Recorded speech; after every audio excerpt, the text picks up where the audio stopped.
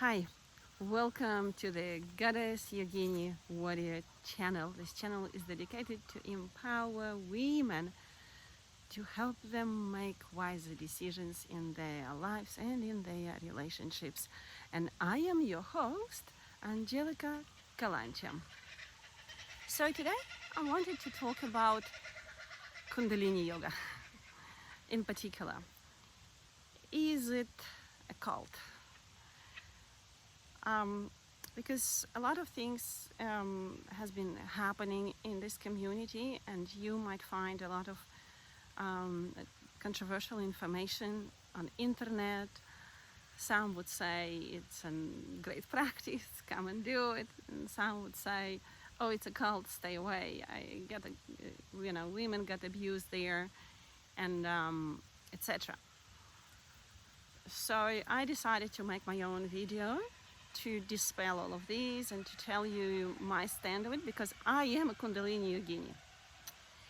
And yes, I do practice this yoga style every day.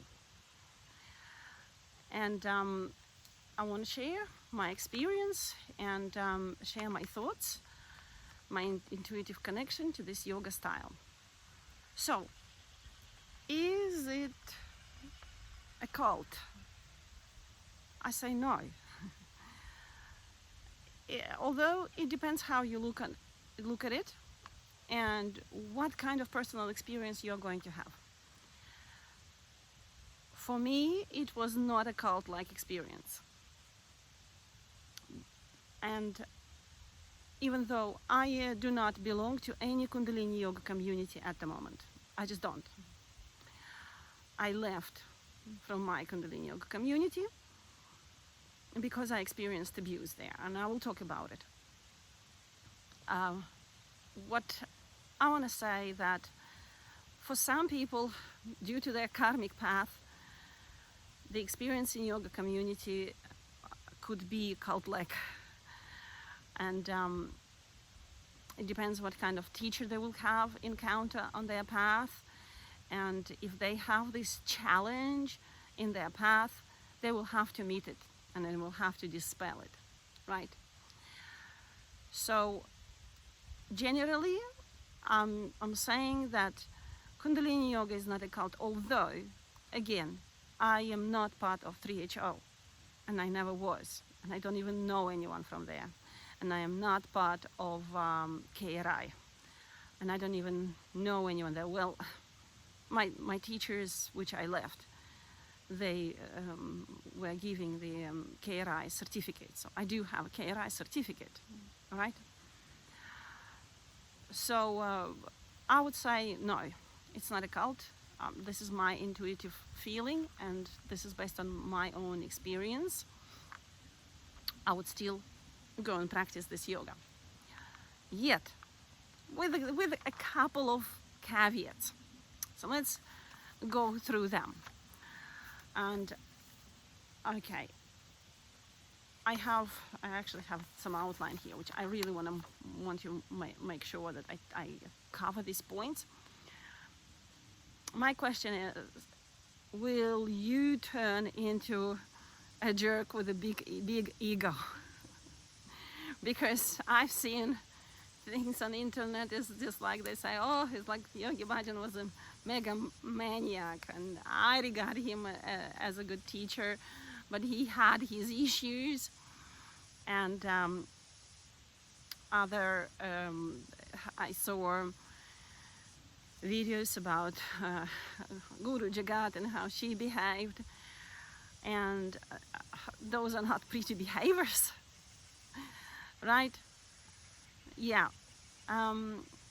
she did, her ego did grow, looks like. And what is happening? Why we observe these kind of people in this yoga community, right? Because my take, I have a couple of answers to this. The first answer I say is, we live in Kali Yuga, during the dark times. It's still dark times, even though we hit the age of Aquarius, but It's Kali Yuga. According to yogic studies, 25% of connection is available during the Kali Yuga. I mean 25% connection to the source, divine connection. So people are greatly disconnected. And it's everything is kind of like upside down. We're going through a lot of uneasy situations and unnatural situations, right? And it's really hard to find the truth, and people get lost. So I put that explanation. You need to remember that it is Kali Yuga, and you have to be careful how you tread this path. Spiritual path is full of treachery. Probably especially because it's during Kali Yuga, I suppose, but I just will share my own experience that you have, you start walking this path and you will encounter a lot of testing. And during that testing, you will be brought into your truth. Whether do you want to grow your ego, or do you want to be vulnerable, open more up, and accept the experience and take the challenge to the next level. I will give an example from my life. Recently happened. One of my clients invited me to join her group online, and she's doing toxic relationships healing. And I told her that I'm not going to join. I told her that that topic is too heavy for her. She has to resolve that for herself first in her personal life, right? And that didn't sit well in my heart, because I stepped out of my own integrity. I felt very powerful. I felt like I can tell people what to do. And she felt guided inside, however that is for her is happening, that's the topic she wants to pursue. And I decided I had to, after a couple of days of like feeling this situation didn't sit well, I had to go call her and apologize and say, look, I made a mistake. And she really helped me to come back to my heart more and to the way I want to teach. Because the way we want to teach, we want to help. I mean, I want to help. I'm going to talk about myself here. I do not want to generalize. I want to help my clients to connect to their guidance, to their intuition, and make decisions themselves and take responsibility for those decisions. If I'm going to start making decisions and telling people what to do, I'm going to take their power, right? I'm just going to take their power because I know better, right? Look, I see things maybe more than other people, but it doesn't give me permission to take other people's power away. I felt really bad, and I wanted to. I told her, I thanked her for because when I told her like that, this is not your topic, but she replied to me, she's like, look, this has been my topic. I know things. I've done this and that coaching, and I've been helping people, and that got me thinking. People need to walk their path, right? And we need to be encouraging and respectful of that path.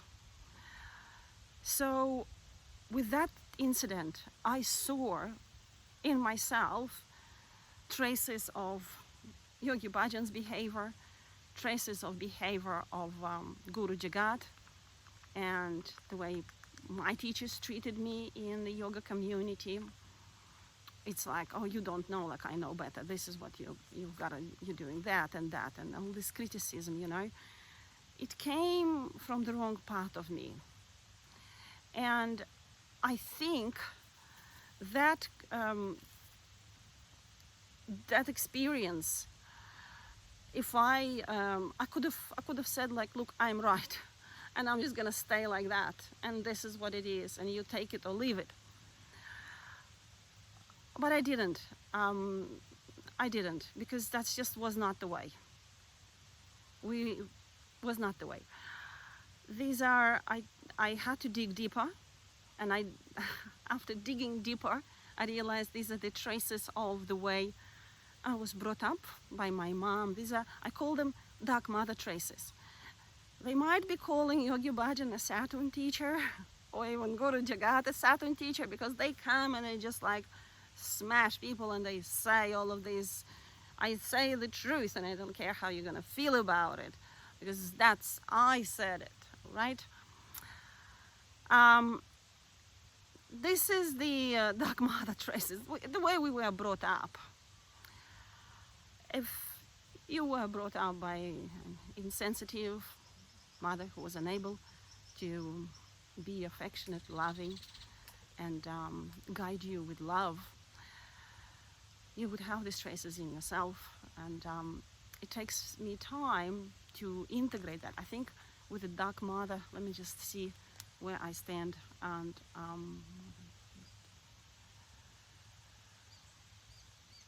I think I'm about 70%. I integrated this behavior.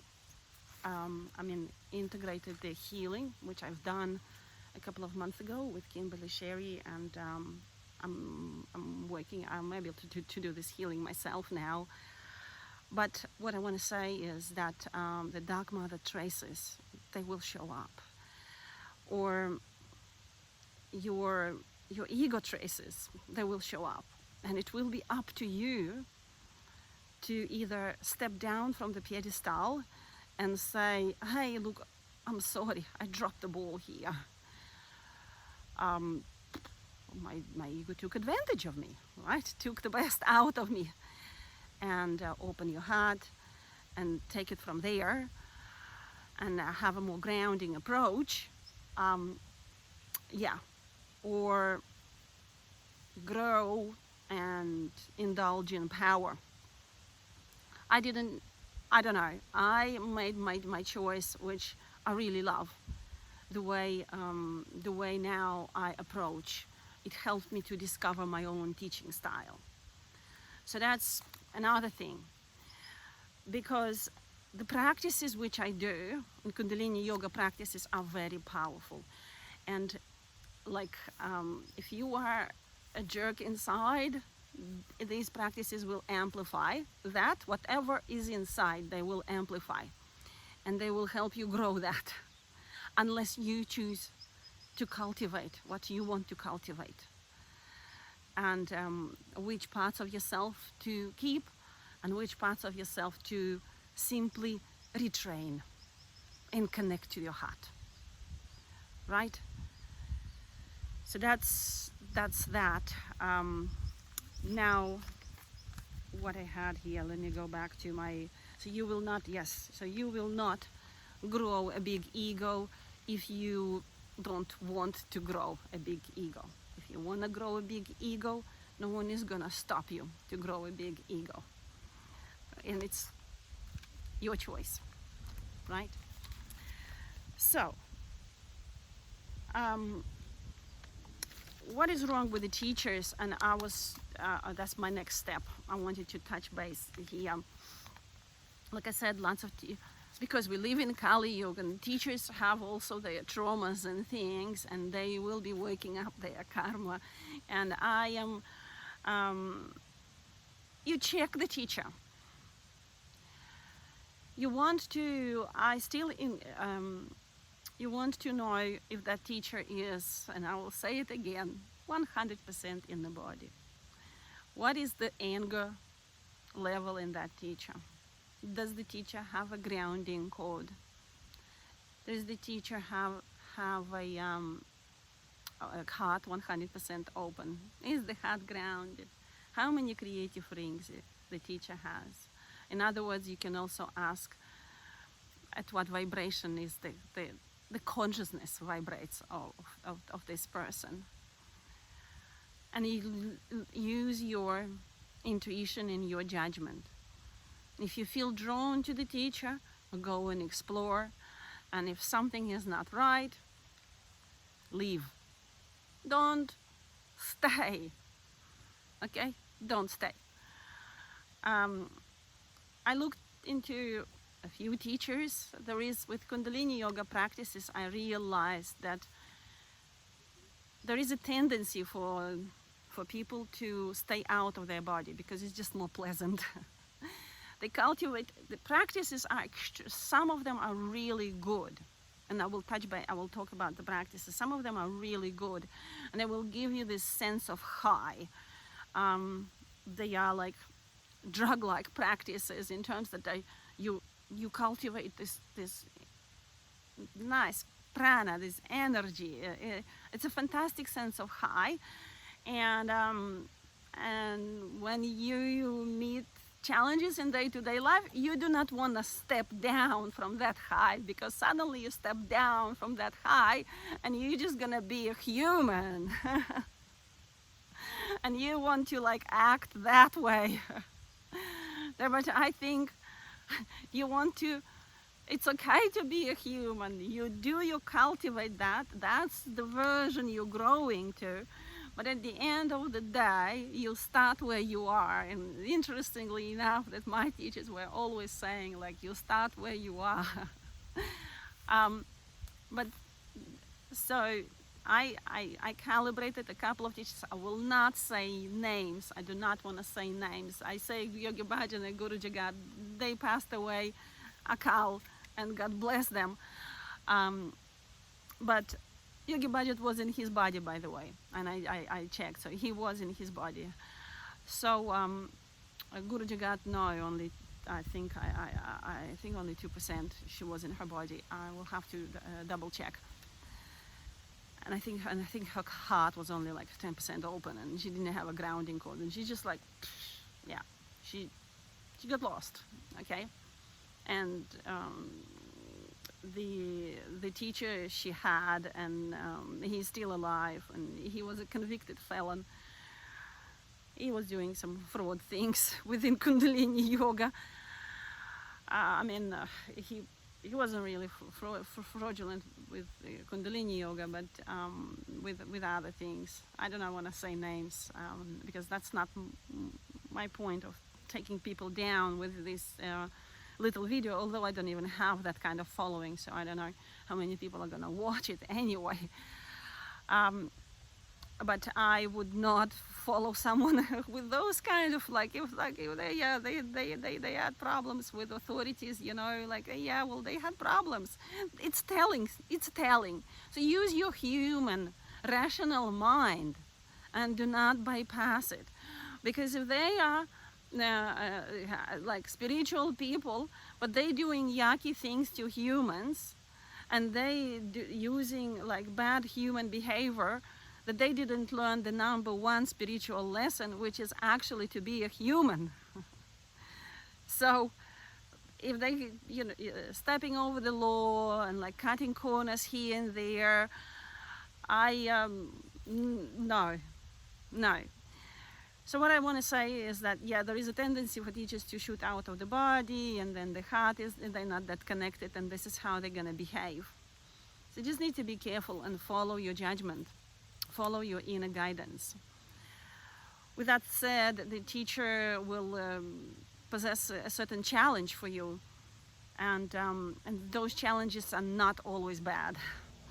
Some challenges are good, and you need to face them, and you can grow through those challenges.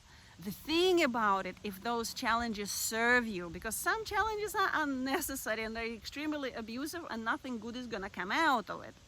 And this is again personal guidance. Use your personal judgment. You don't have to do it just because the teacher said so. So do these practices work?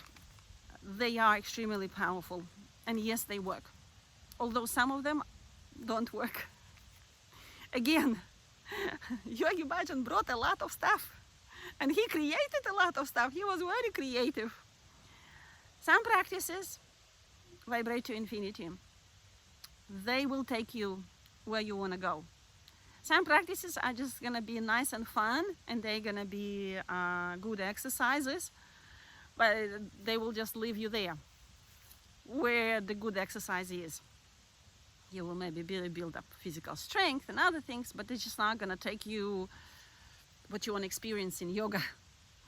Why do you come to Kundalini yoga? What do you want to experience? My initial why I came to Kundalini yoga, my back hurt and my neck hurt, and I experienced, yes, my back pain went away, and then my neck started to feel much better, and I experienced completely different experience, which I didn't expect. I dropped into the present moment, and I was amazed.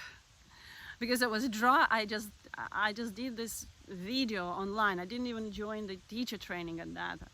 It was a diluted kriya, not even full amount of time, just taught by a really nice lady for a short period of time. And after that, I went for a drive. I had to drive to Cairns, and I was fully in the present moment, and I was just enjoying the drive, and I'm like, oh my God, I never in my life was so able to just be and drive. And that sold me. I'm like, oh yeah, there is something there. And then I saw the benefits when I started to remove my traumas, and I started to react differently, and my nervous system started to strengthen, and I started to deal better with life and meet life situations with different challenges. Meet different challenges with different capacity. Okay, solve my problems wiser, and actually handle them, and not really fall apart into the victimization and wailing and crying that everyone is against me. These practices are very powerful, so I do encourage you to explore them. I might even, I don't know, put calibrations for which ones are good and which ones are just okay, because they're all good. Some of them are ancient and some of them are not. And again, so just keep that in mind. A good teacher is worth of gold. If you have a good teacher who intuitively is connected to you and who can give you intuitively which kriya would work for you, that is the best. And I had to, I already mentioned that I had to step back from Kundalini Yoga community, and I had a different mentor who is not a yogini, but she was, Kimberly Sherry, she's taught me to calibrate. She looked at the vibration behind the practice. Is it worth doing? And I would this is how I was doing my way in yoga. I would ask her, how does it vibrate with me? This is the kriya. And she would tell me, she's like, it's nice, but you're not gonna get anywhere. Like, she would be like, 500. I'm like, okay. And then I would ask another one, and like 500, and like another one, 500. Like, what am I doing here? No wonder, something, because you can find yourself, you're just treading water. You're going nowhere. You'll reach a plateau, and with Kundalini Yoga, you will reach a plateau, like, and then you want to grow, right? You want to progress. And that was my problem when I was searching. And also I had a lot of inner unrest. So you do need a teacher. Whether you get someone who can calibrate, or you get a good Kundalini yogi who is actually is her body. You know, I can't talk about every Kundalini yogini and yogi, okay? I only talk about those who came into my vicinity, and only a few came into my vicinity. So don't take my word for it that everyone would be out of the body. Some of them are in the body, by the way, even those who I know. Some of them are in the body, some of them are not 100% in the body, right? So just, yeah, take my message and connect with your heart and connect with your own guidance, right? Now, next is getting, okay, this is an experiential practice. What I want to say is, to become a teacher, you have to experience, you have to walk the talk. You cannot learn yoga just by reading the book or attending a course. It's not gonna happen. It's just not gonna happen. I will tell you a simple thing like the stretch pose in Kundalini yoga. Only now, after almost 4 years practicing, I've been able to actually do it, and I can barely do 1 minute properly. I can feel it, the way the inner works and everything. I'm still working on Mula Bandha, I'm still working on Udayana Bandha, I'm still working on these inner workings, and I have a little progress which I'll be sharing for beginners, it's experiential. I don't really like that. 1 year is not enough, or at least the way that it was taught. I'm not happy the way it was taught. I mean, the book and the material is fantastic. Everything is really good. The procedure, the way it is presented, I think the order, the way it is presented, I would change the order for sure, and how I present it if I were to teach teachers. And I'm not in the position to teach teachers, right? I'm in a position to teach people who want to learn, and this is how I teach. So that you need to keep that in mind. But if you, I think they leave it up to the personal discretion how they teach and in which order and everything. So you might find some teachers who are more connected or like have a better methodology of presenting this to people. Because what Yogi Bhajan did is just that he brought this, and he, I call it like he McDonaldized this yoga in terms that he kind of like commodified it, right? This is this kriya, this is what you do, this is this. Whereas in the past it was just this intimate connection, guru to the teacher. They guide you, the guru is guiding you. It will give you, like, it would guide you step by step, because the knowledge is transmitted from the inside of the guru to the teacher. There is this sacred initiation which has to happen, which has been, I think, lost in Kundalini yoga. That's so far my own view, because it's just exercises otherwise. There is sacred knowledge, there is that sacred understanding, which that sacred bond has been broken. He made it a business. It's been commodified. I think he had a great business skills, because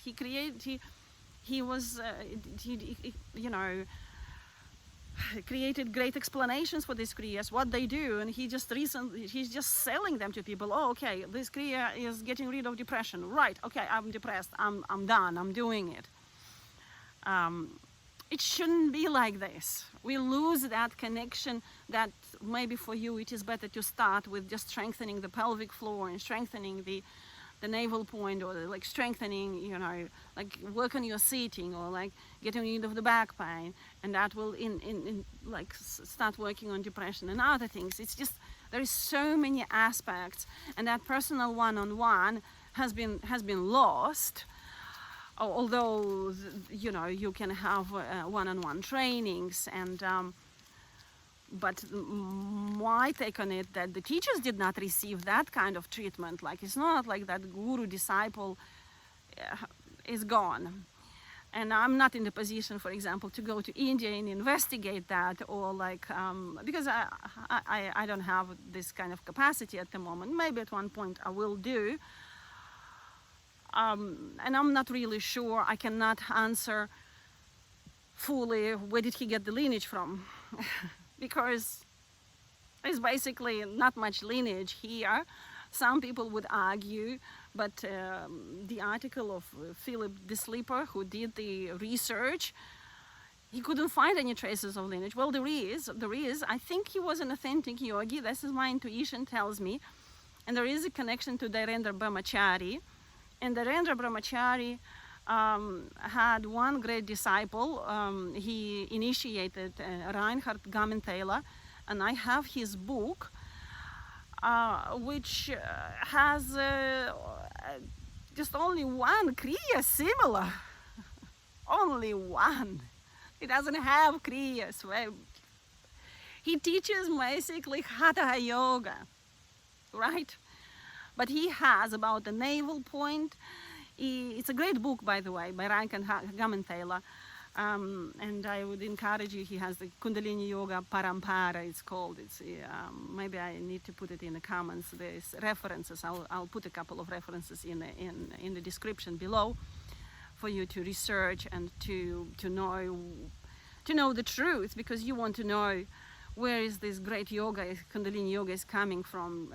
And I know, I would say, I don't know, very little, a couple of percentages. I mean, there is vast knowledge, and I'm still investigating it. But I do love the practices, and I'm still practicing them.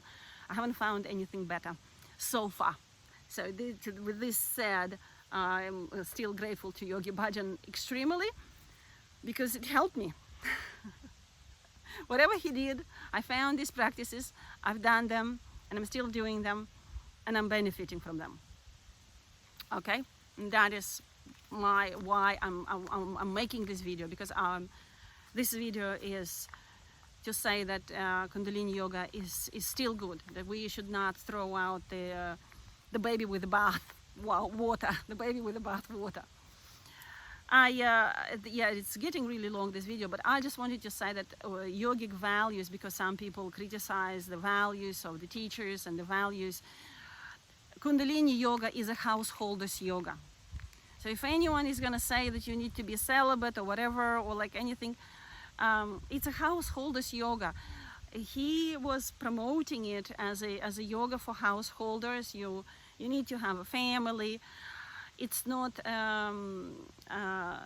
if you want to stay celibate, you must do Satkriya every day. You must control and direct your sexual energy in a meaningful way, so you do not get nutty.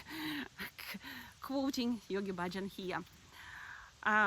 We follow the, you need to be, it's not really required for you to stay celibate, but what's required is to be very discerning of your sexual connections, because once you step into the yoga power, we're dealing with prana, we're dealing with, auric enmeshment, and you would understand, you start to look at the connection, sexual connection, as a sacred connection. It has tremendous power, and you do not want to tamper with those powers in the most unintelligent way. Let's put it this way. You don't want to do it because you don't know how to use it, right?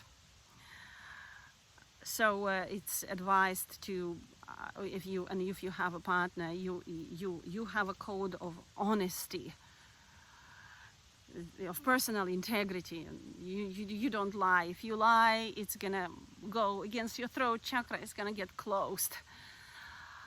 I say, strive to say the truth, right?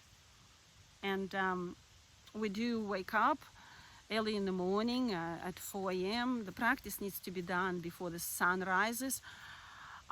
Not always, I do my practice before the sunrise. Sometimes I sleep in till 4:30 or 5, and I finish my practice when the sun has risen. So following the yogic values, it is totally personally up to you. They were not really pushed on us. They were suggested to us. So yeah, we do not cut hair, and I do not cut my hair. I like it. I don't wear a turban all the time because I don't want to, but I do wear a turban during the practices because I see huge benefits with the way to manage the energy. Initially I rebelled against turban. I didn't want to wear it. I'm like, I'm not wearing that rubbish on my head.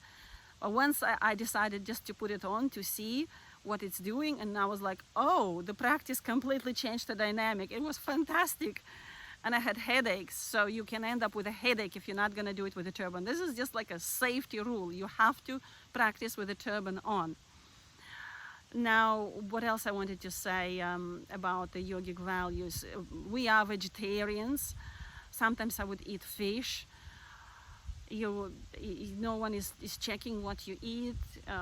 Whatever Guru Jagat was doing, it's just so inappropriate. Okay, if you read the book I have with the guidelines from KRI, it's very very heart-centered, and very, they advise to listen to your body and do it very slow and be very careful and all of that. And if you think too fast, you have to practice it before you you try a little bit and that. And there are fasting guidelines, there are food guidelines, there are guidelines for doing ishnan, which is having a cold shower in the morning.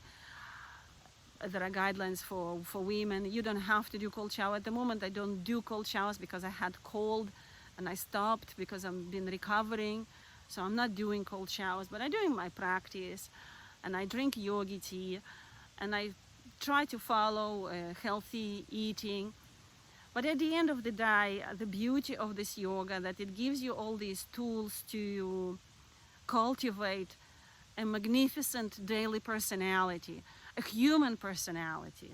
And this is what we should not forget when we get into these yogic practices. We should not forget that we're doing yoga to be better humans and to actually be humans. And if you need to get angry in some situation, and in some situation you need to behave, you have to, don't be afraid to get angry. You can see me angry a couple of times. When it is appropriate, I will come up like that. And we should not cultivate a persona of a yogi as just like a sage persona, because we are, unless you are a renunciate.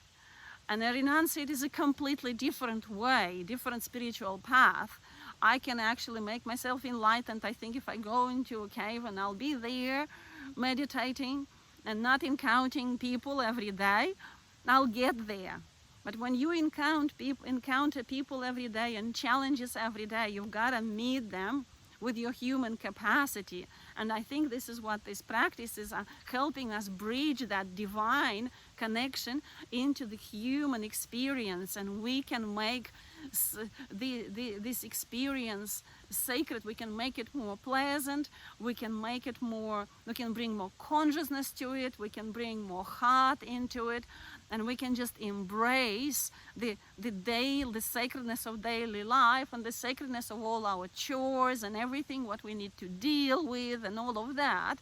If we don't want to run away from all of these challenges, because these are wonderful challenges which require us to improve our life, and to improve our life quality, and to look after the environment in a great way, to cultivate this planet, to help this planet to be nice and healthy, and for our children to grow up healthy so they can enjoy human pleasures. Okay, we're not talking about here enjoying yourself in a cave. That can be done anytime. Okay, so this is a householder's life, and human, you just need to be human. That is why I realized you can't pretend that you are not this and not that. And at the same time, don't let your ego grow, because this is not a ticket for you to behave in an arrogant way and start overusing your power, because you will feel the power. You will feel it. These are powerful practices. And this is what happened with them, that they feel the power, and they start and then you take a sword and you start smashing. What you say is rubbish, and other things. Or I can see your aura, you are lying.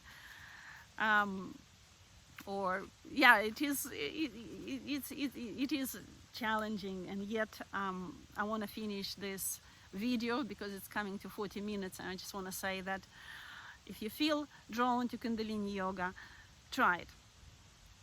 It's a great practice, and I hope they're not going to completely demolish it. I hope the legacy is gonna stay, and the only thing that we can do is learn from this. My heart goes to all of the victims who got abused. This is not, I'm not excusing those behaviors here. This is just, I am talking of the benefits of the yoga practices which Yogi Bhajan brought to the West, and paying tribute just to that. and dispelling a couple of myths here. Hopefully you found it helpful. If you found it helpful, if you have any questions, please leave a comment. If you find it helpful in any way of this video. And yeah, Kundalini yoga is not a cult. That's what I'm saying, unless you want it to be a cult. Much love, and until we see each other again, bye bye.